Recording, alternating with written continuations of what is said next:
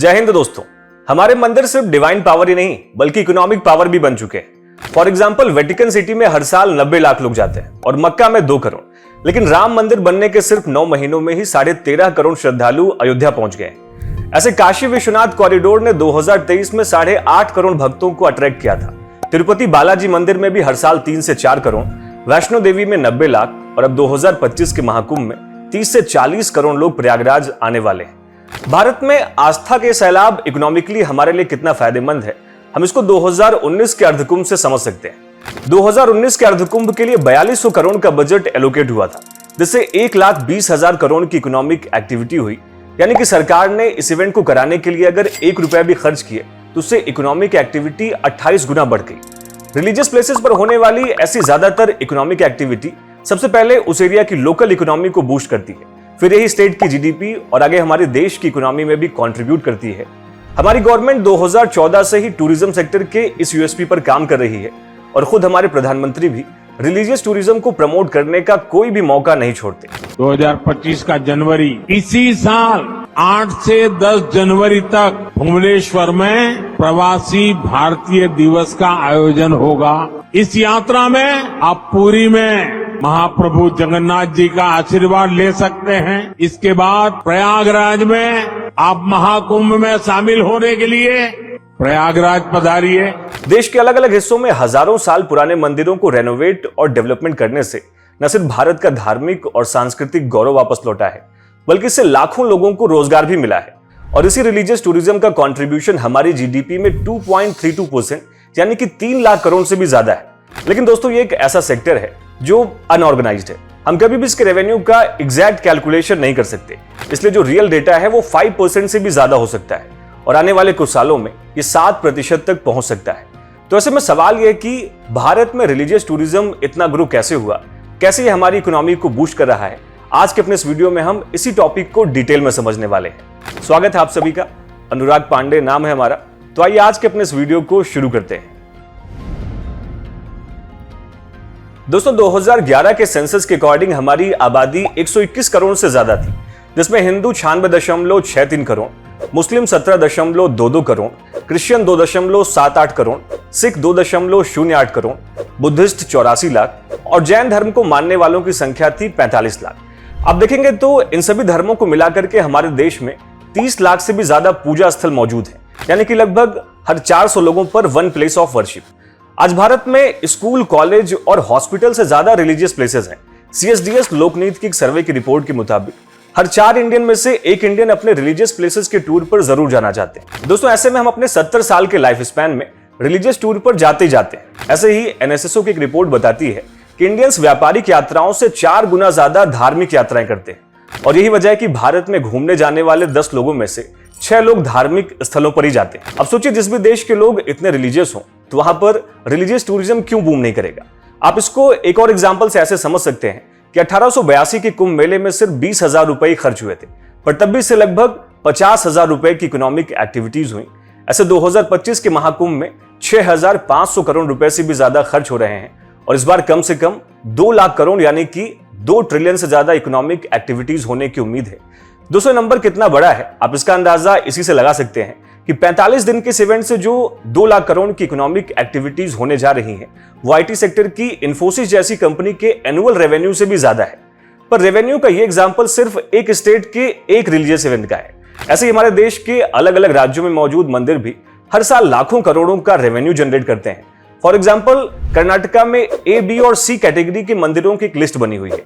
A category में 25 lakh plus annual revenue generate करने वाले मंदिर, बी कैटेगरी में 5 से 25 लाख रेवेन्यू और सी कैटेगरी में 5 लाख से कम रेवेन्यू जनरेट करने वाले मंदिरों को रखा गया है। 2021-22 के ऑडिट में इन मंदिरों का एनुअल रेवेन्यू 450 करोड़ था। तब की स्टेट गवर्नमेंट ने रिलीजियस टूरिज्म के पोटेंशियल को देखते हुए अलग से 263 करोड़ का ग्रांट पेश किया, जिसे मंदिरों के रेनोवेशन एंड प्रमोशन में इस्तेमाल किया गया और आज 2024 में रेवेन्यू लगभग 700 करोड़ तक एस्टिमेट किया जा रहा है। दोस्तों, अब सोचिए, भारत जैसे इतने बड़े देश में जहां एक साथ कई धर्मों के लोग रह रहे हैं, साल भर इन सभी धर्मों के रिलीजियस प्लेसेस पर कोई ना कोई उत्सव और त्योहार भी होता होगा।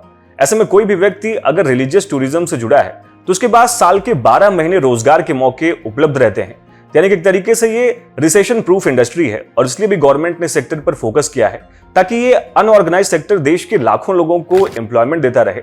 लेकिन आइए अब ये समझते हैं कि कैसे हमारी गवर्नमेंट ने रिलीजियस टूरिज्म को प्रमोट किया और कैसे आज ये हमारी इकोनॉमी को बूस्ट कर रही है।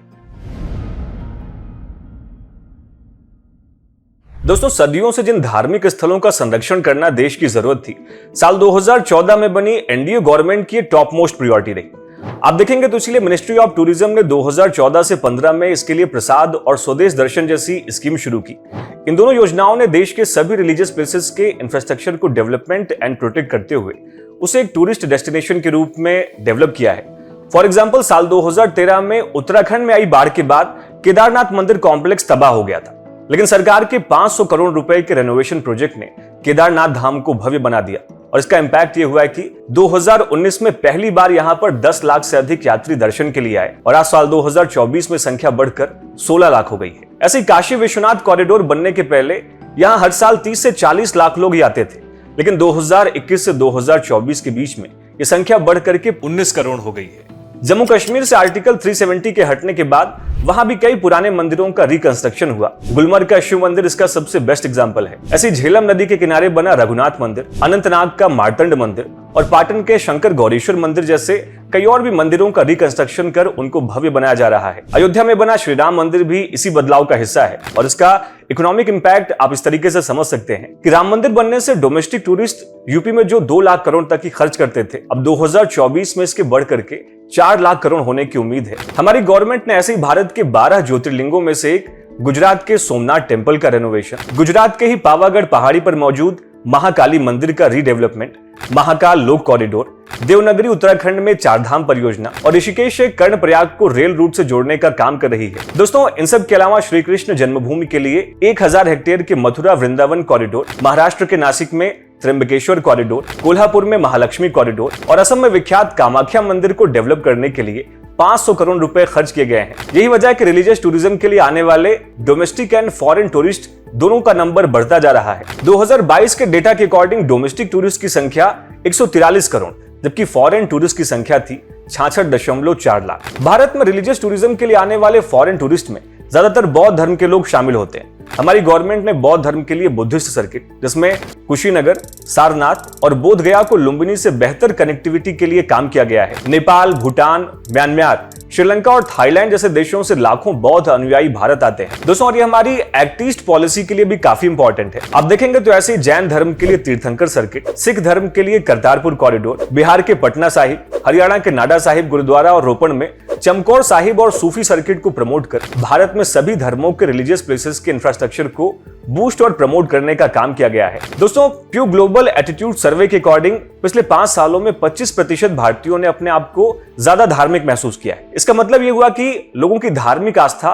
तीर्थ यात्राएं और रोजाना की पूजा पाठ बढ़ी है। 80% भारतीय मानते हैं कि धर्म उनके जीवन का सबसे महत्वपूर्ण हिस्सा है। धर्म सिर्फ आस्था ही नहीं बल्कि दान और पुण्य भी सिखाता है और पिछले कुछ सालों में इसमें काफी बढ़ोतरी भी हुई है। देखा जाए तो इसीलिए 2021 में अयोध्या में राम मंदिर के लिए 5450 करोड़ रुपए का दान मिला, जो लगभग 5000 करोड़ रुपए के हमारे रक्षा बजट के बराबर है। पर्यटन मंत्रालय के मुताबिक 2022 से 23 में धार्मिक स्थलों से 19,34,706 करोड़ रुपए का रेवेन्यू मिला है। यह रिलीजियस टूरिज्म भारत में लगभग 6% वर्कफोर्स को जॉब क्रिएट करके देता है, जिसमें सबसे ज्यादा अनऑर्गेनाइज सेक्टर के लोग शामिल होते हैं और 2028 तक भारत की टूरिज्म इंडस्ट्री लगभग 1 करोड़ जॉब को क्रिएट करेगी। दोस्तों, रिलीजियस टूरिज्म के चलते भारत ने जिस तरह का वर्ल्ड क्लास इंफ्रा बिल्ड किया है, फिर चाहे वो अलग अलग रिलीजियस प्लेसेस को जोड़ने के लिए एयरपोर्ट बनाने की बात हो, न्यू रेलवे लाइंस हो, वंदे भारत जैसी ट्रेन हो या फिर एक्सप्रेसवेज का जाल बिछाकर जिस तरीके से पूरे भारत को कनेक्ट किया गया है, इससे सभी रीजन का डेवलपमेंट हो रहा है। दोस्तों, ऐसे में साफ तौर पर समझा जा सकता है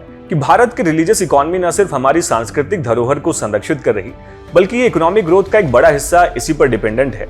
टेम्पल इकोनॉमी में भारत आज जिस तरीके से आगे बढ़ रहा है, उसको देख करके ये अनुमान लगाया जा रहा है कि भारत के ग्रॉस डोमेस्टिक प्रोडक्ट में रिलीजियस प्लेसेस एक बड़ा सेक्टर बन सकते हैं। साथ ही यही टेम्पल इकोनॉमी आने वाले दिनों में भारत को विश्वगुरु बनाने में भी मदद करेगी। आप इस पर क्या सोचते हैं? आपने भारत के किन मंदिरों का अब तक भ्रमण किया है? हमें इस वीडियो के कमेंट सेक्शन में जरूर लिखें। वीडियो से अगर आपको वैल्यू मिलती हो तो हमारे चैनल को लाइक, शेयर एंड सब्सक्राइब करना ना भूलिएगा।